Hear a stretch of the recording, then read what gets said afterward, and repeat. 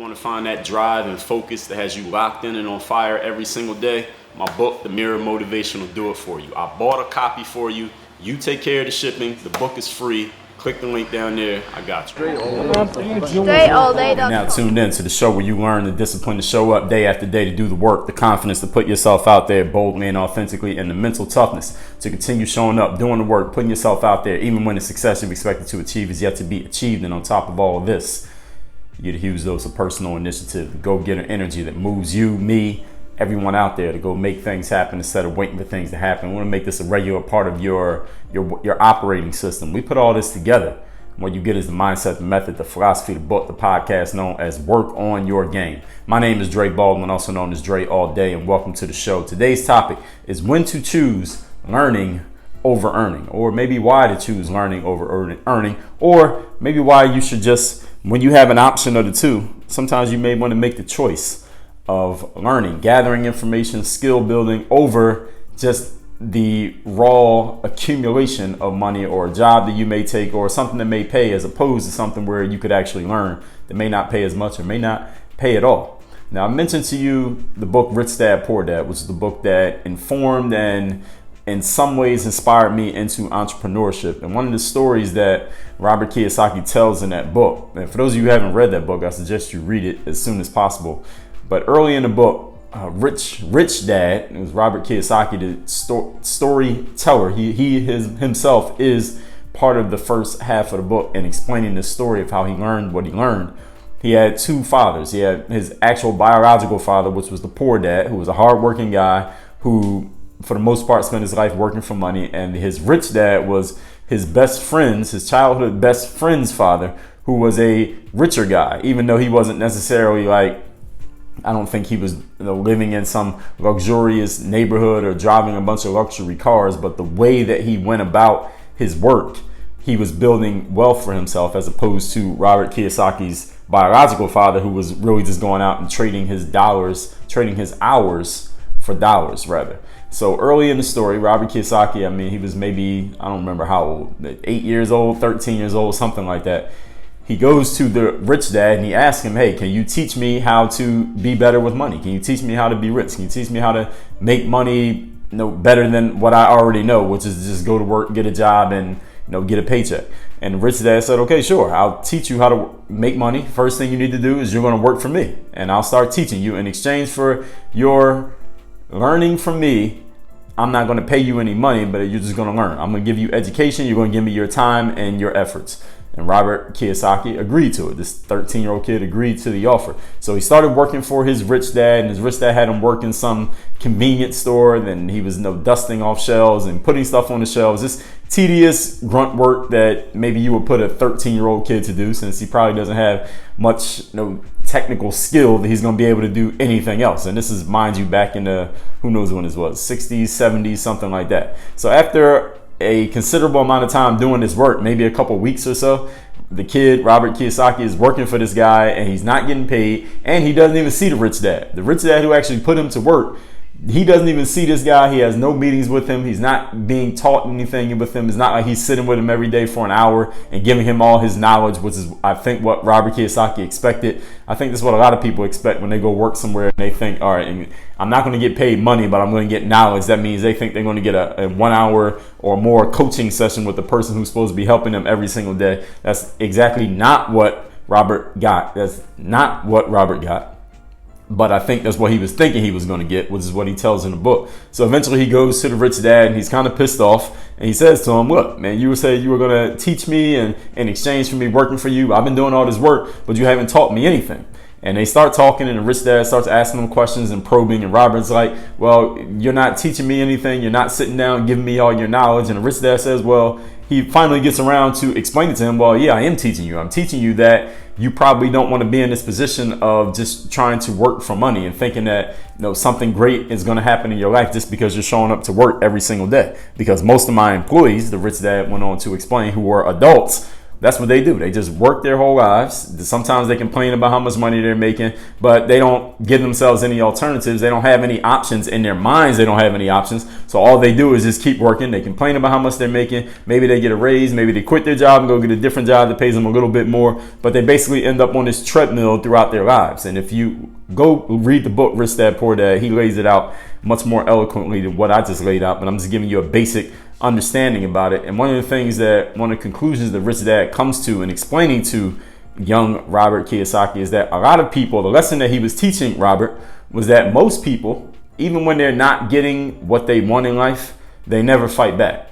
Most people, Rich Dad explained to this kid, Robert, they are not getting what they want out of their job, the same way the kid Robert wasn't, but they don't do anything about it. They don't fight back against the situation. They just accept it, or they kind of go sideways. So instead of fighting back against the situation, like, I don't like what's happening here, I don't like what I'm getting in exchange for what I'm giving, they just go get a different job. And this job, I was making $2 an hour, now they're gonna pay me $2.15 an hour. And of course we can change those numbers to whatever you want. And they just put themselves on that same treadmill. They just get to run a little bit faster on a higher tech treadmill, but they're still running on the treadmill. They never learn to fight back against life and make different decisions rather than to just keep chasing the dollar. So what I'm telling you all of that, first of all, for you to go read the book and get the story yourself, because again, Robert worded it much better than I just did. To everyone out there, whether you're a youth who is whatever you consider to be youth, you're getting into the work field and you're trying to figure out, how can I develop more skill, or maybe where can I make the most money, or what should I do with my life right now, or anyone else out there. It doesn't matter what age you are. Maybe you're trying to pivot, you're trying to change careers, maybe you're looking to do something different with your life than what you've been doing to this point. I recommend that you invest time into learning more about life, the world, and whatever industry you may want to get into, and developing some key skills over just always chasing the dollar, especially when you are young enough, relatively speaking. Again, whatever you consider to be young and whatever you consider to be enough to do so. And what I mean by that, why I mean that, I'm going to explain in these points as we lay them out here today. So point number one, the topic once again is when to choose learning over earning, when, why, and how to choose learning over earning. Point number one, skill building is a way to future-proof yourself. You know what I mean when I say future-proofing? That means, I think we all understand on a basic level that in the future, things are going to be different than how they are in the present. The same way that things are different now in the present than they were in the past. So things are not going to stay the same, even if you want them to. And if you don't like the way things are right now, the good news for you is things will change. And if you love it, the good news or bad news is that things are going to change. Future-proofing yourself means making yourself more ready for whatever's going to come in the future, even though you have no idea what's going to come in the future. But the one thing we can guarantee is coming in the future is change. So the more skills you develop, the more abilities you have, the more adaptable you will be to whatever it is that shows up in the future.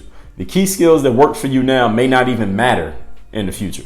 More and more people have access to both information and the means for sharing the knowledge that they have, which is why things are changing so fast these days, because everybody has the information. Everyone they can have the knowledge if they start applying the information that they have. And anyone who comes up with something new can share it and get it out to the world as quickly as possible. So now change is happening so fast because we have so many opportunities with so many people out there, so many people putting their heads together and their knowledge with information and technology and opportunity and creating new things. So change is going to happen more and more rapidly as we move forward. So the more skills you have for you, since change is going to be coming and we don't know exactly what the change is going to be, the better you will be prepared for the future. Because listen, again, the skills that are working for you right now may become obsolete very soon into the future, maybe sooner than you think. So the more skill you're developing makes you more adaptable to the larger unknown, that X that is coming sometime in the future of your life. And for different people, for each one of you who's listening to this, the future change for you might be next year, and the future change for someone else might be next week. Future for somebody else might be 5 years from now. Future for someone else might be every month for the next 6 years. There may be changes happening that quickly that you need to be able to adapt to. So the more skills you build, the more ready you'll be to take advantage of those changes. And of course, you'll be able to make more money because you have more skills. You are more valuable to whatever's going on in that space. So I'm not telling you that when you're choosing learning over earning doesn't mean you're not going to do any earning, because we all got to pay bills. We all need food, clothing, and shelter, right?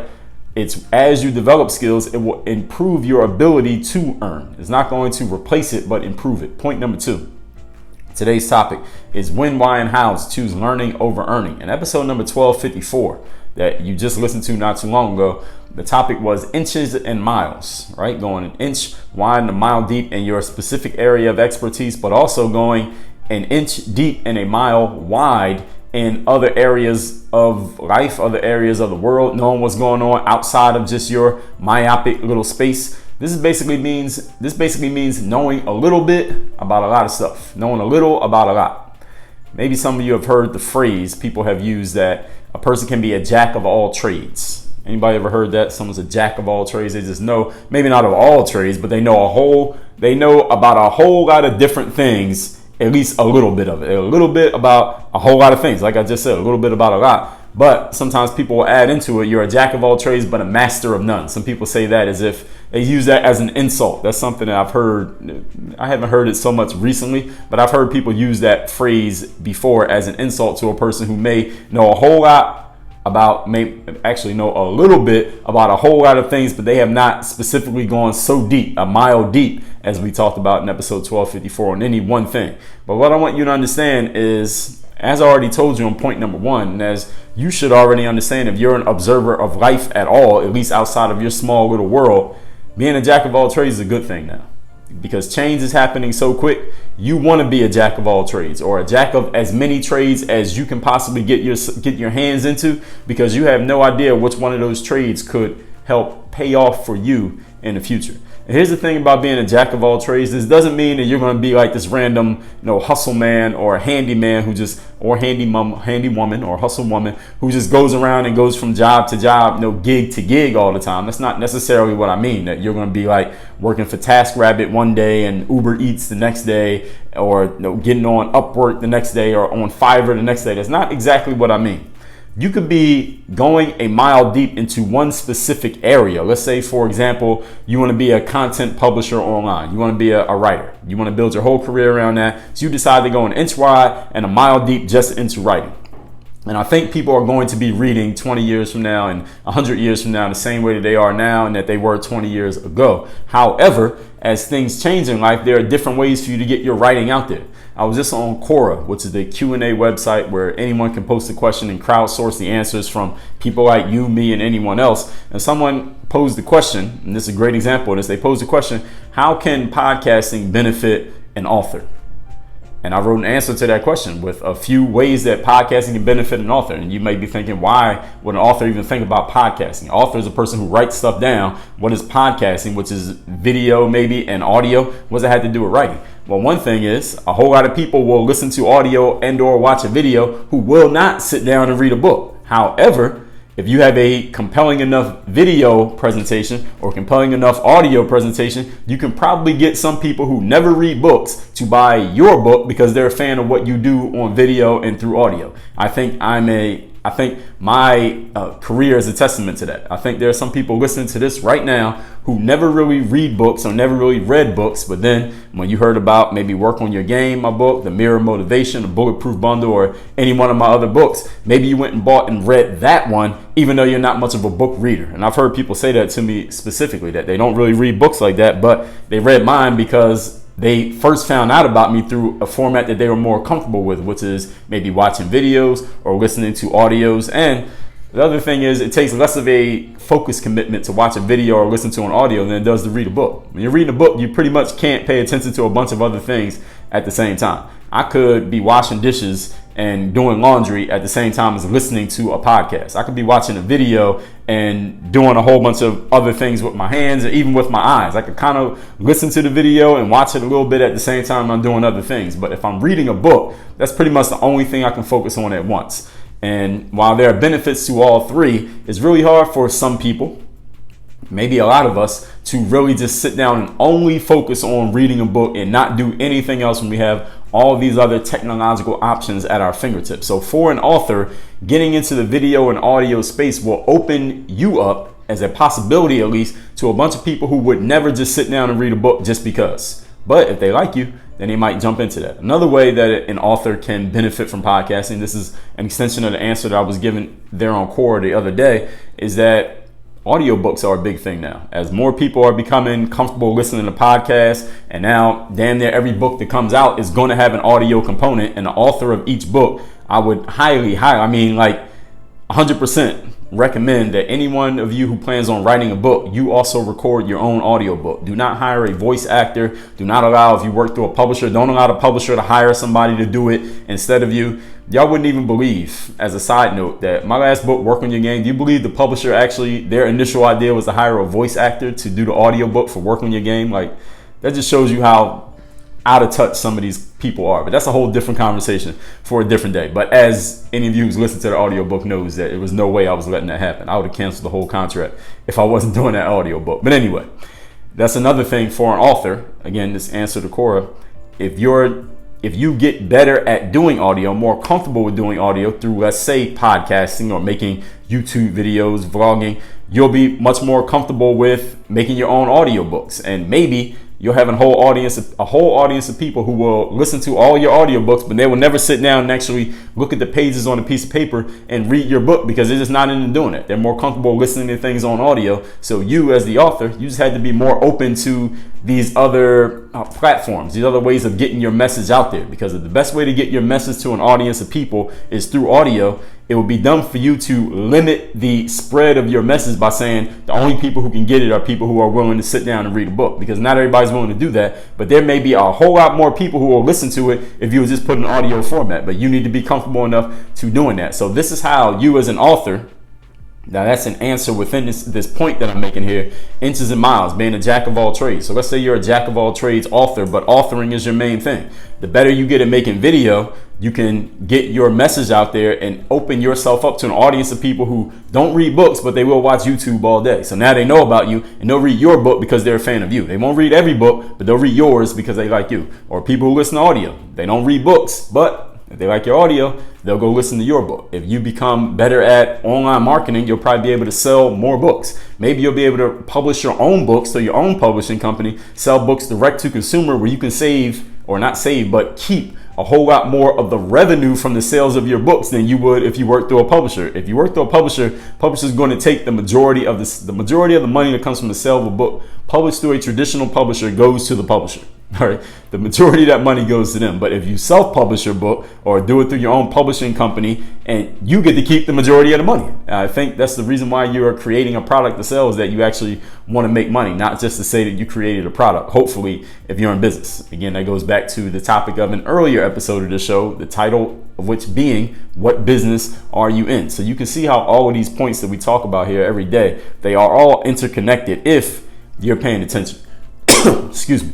Well, the good thing about being a jack of all trades, as we're talking about here in point number 2, is that because things are changing so fast, you would be smart to not get caught knowing only one space and having nothing else. Because even though that space may not go away, as I said, people may not stop reading books completely. Books will still have their value 2 weeks from now as they did 2 weeks ago. There are other ways of getting the material from your book out there to other people. If you learn how to build relationships and sell yourself, maybe you can get on the Oprah show or somebody's podcast or a guest blogging spot where you can actually promote yourself and promote your content to an audience of people who otherwise were not looking for you and would never have known about you, wouldn't be paying attention to you. But because of your ability to market and promote yourself, that's another skill you're adding, your ability to sell books will improve. So you can see how every time you add a skill, as long as you're creative in your thinking and open-minded in your opportunities and possibilities, you can find ways to take every skill that you develop and bring it all back to your main thing, whatever your main thing happens to be. Maybe you don't have a main thing.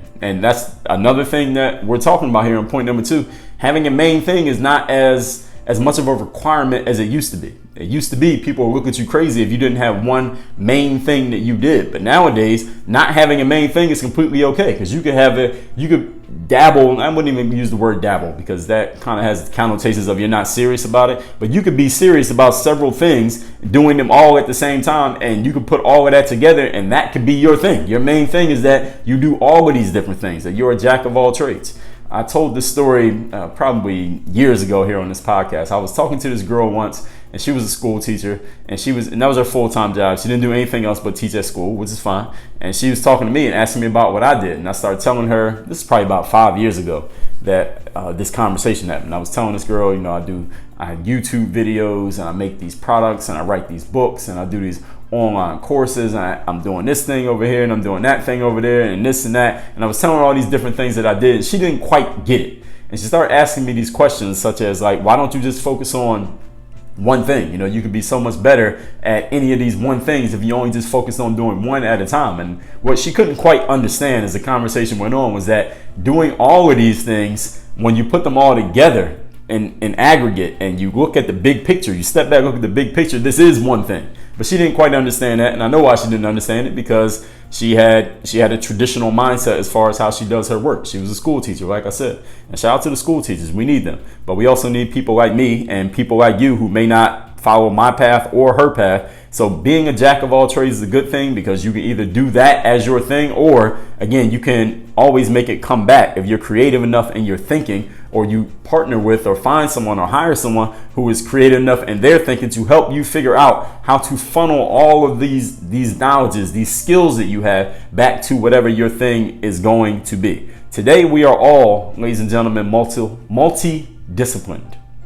We all have multiple skills. We all need to be well versed in multiple disciplines in order to maximize the skills that we have. We all have to be able to sell ourselves. We all can put ourselves out there via video, written and audio content. And I suggest if you plan on making yourself known to the general public for whatever reason, you learn how to do so through video, written and audio platforms. Learn how to do so through all three mediums. Why? Because there are some people out there who get the majority of their material through only one of these three. And there are some people who are open to all three.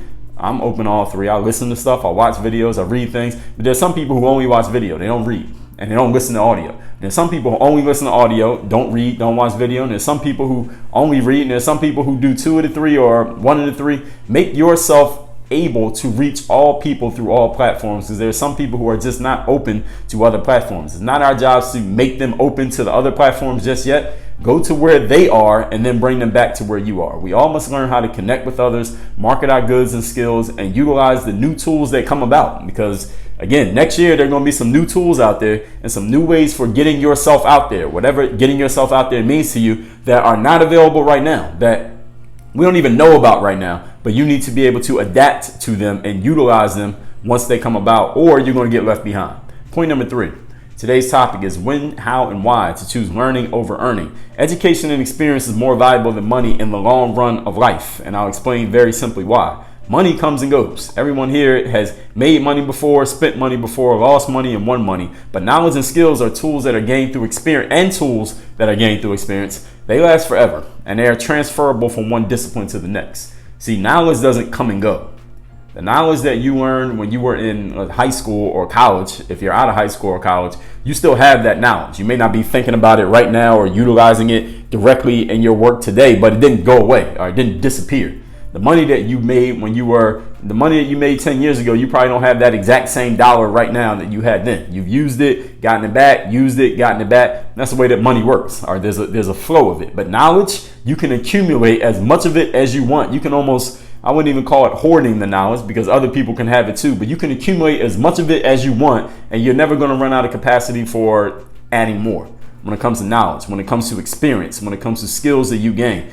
The knowledge, experience, and skills, you can trade on those in exchange for money.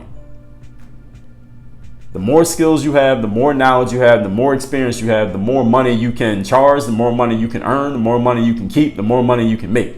So education and experience overall is more valuable than the money, because again, the money can come and go. You can get rid of it, you can bring it back. But the knowledge doesn't go away. Nobody can take that from you. All right, nobody can sue you and take your knowledge away. All right, nobody can rob you and take your knowledge. They can rob you and take your purse or your wallet or steal your credit card number, but they cannot steal the knowledge that is in your mind, and it's transferable. So a great athlete, for example, can apply their teaching skill. A great athlete can apply their skill of discipline, rather, the discipline they use in sports. They can use that same discipline to start a business. A great school teacher can apply their ability to teach to starting an online teaching business. So if they don't want to work in the schools anymore, they can teach people online and take the same skills that they used in the school, in the classroom, they can use that on the internet and build their own business. Maybe the same discipline that they needed to put together their teaching plans, they can use that to put their business plan together. Just a couple of examples, but this is how skill can transfer from one thing to the next. Whereas money, you can use it pretty much anywhere, but again, it doesn't last as long. It doesn't last forever. It comes and goes. And point number 4, today's topic is when, how, and why to choose learning over earning. When you have a choice between money and responsibility, when there's a choice between the two, take the responsibility.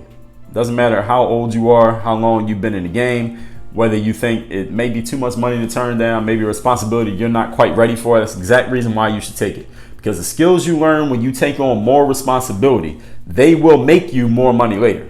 Because you're building a track record, first of all, responsibility. And if you have responsibility, then it probably means you're taking some type of leadership position, you're taking some type of ownership, maybe not necessarily ownership on paper, but ownership of a situation, ownership of a circumstance, ownership over achieving a certain outcome. Those things build your track record. They build a resume. And just like skills and experience, no one can take away your resume. No one can take away your track record. You can lose money. You can spend money. You cannot lose a resume. You cannot lose the fact that you achieved a certain thing. So take the responsibility, because the skills you learn there will make you more money later. Plus, it will make you more valuable for future opportunities, since you now have the experience of handling more responsibility.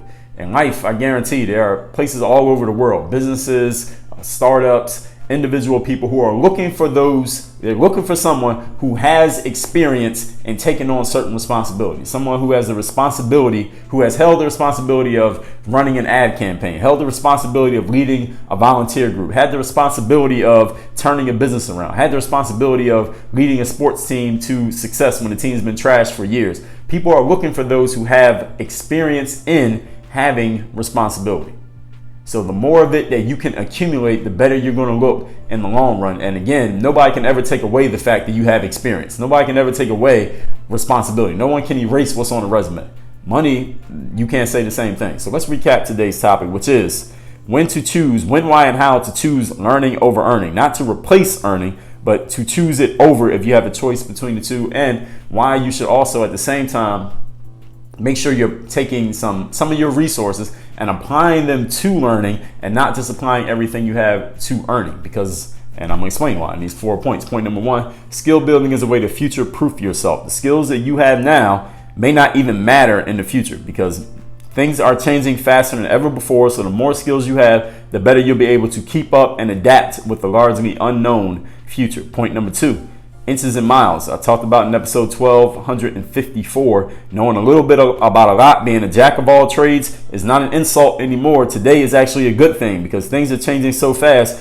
It would be wise of you to not get caught knowing only one thing, to be a master of one thing. Well, if that one thing doesn't matter anymore, then what are you? All right, then you're lost in the sauce. We are all multidisciplined today. We all have to sell ourselves. We can all publish ourselves in any way, but you must have the skill sets to actually do it or get left behind. And there are new things coming around that you need to be able to adjust to. So the more skills you have, the better equipped you will be to possibly deal with whatever comes in the future. Point number 3, education and experience is more valuable than money in the long run, because money comes and goes. Knowledge, skills, education, and experience do not come and go. You can't have them taken away from you. A great athlete can apply their skill of discipline to starting a business, for example. A great school teacher can apply their teaching skill to having an online school that they run on their own. For example, they can apply their ability to make lesson plans to making a business plan. Skills that you have are fully transferable at all times. Money comes and goes, so you can't transfer if you don't have it anymore. Point number 4, when you have a choice between money and responsibility, always take the responsibility, because the skills you learn through increased responsibility will make you more money in the future, because people are always looking for those who have experience and responsibility. People will pay for someone else to have responsibility over something that they don't want to have responsibility over. I'm sure you fit into that category as well. If you could give responsibility to someone else and pay them for it, if you had the means to do it, you would probably do it. Plus, it makes you more valuable for future opportunities, since you now have the experience of handling more responsibility. Now, if you want to add to your skill set, really step up your skill set and keep that skill set sharp, so that you are future-proofed, as I explained, and ready for the future, whatever may come. And maybe you can be part of creating the future rather than just being subject to it and needing to adjust to it. Then I suggest you delve into the game group membership, where we have over 1,500 hours of material and growing. I'm adding new material to the game group today. When I'm actually recording this, there will be more material added to the game group membership. The basis of it, the foundation, the most valuable thing that I think is in there, this is just my opinion, you may have a different one, is every single episode of this podcast right here. So if you like what you listen to today and you would like to hear 1,300 more lessons just like what you got here today on topics ranging from mindset to business to putting yourself out there to your confidence, to your discipline, to communication skills, to building, creating and maintaining relationships, to a whole bunch of things in between, everything that you've ever heard being talked about on Work on Your Game, it is all in the game group membership. You will have full access to every episode that has ever come out of this podcast. We've organized it by date, we organized it by number, we organized them by category as well. So if there's a certain category you want to hear me talking about, it is in the game group membership. There are 6 exclusive courses that are only available to members of the game group that are in the game group membership. You cannot access them anywhere else or any way else. There's a whole bunch of behind the scenes commentary where I take some things that are public, put them in the game group membership, and then give you my background commentary on how exactly they came about, why they matter, what you should do with them. I've gone online and looked through some of my favorite content that other people have created, put that in the game group membership. That's all curated and organized for you, and a bunch of other stuff that I'm gonna let you find out about when you go to workonmygame.com/game group and start your free 2-week trial membership in the game group. That's workonmygame.com/game group. Work on your game. Dre all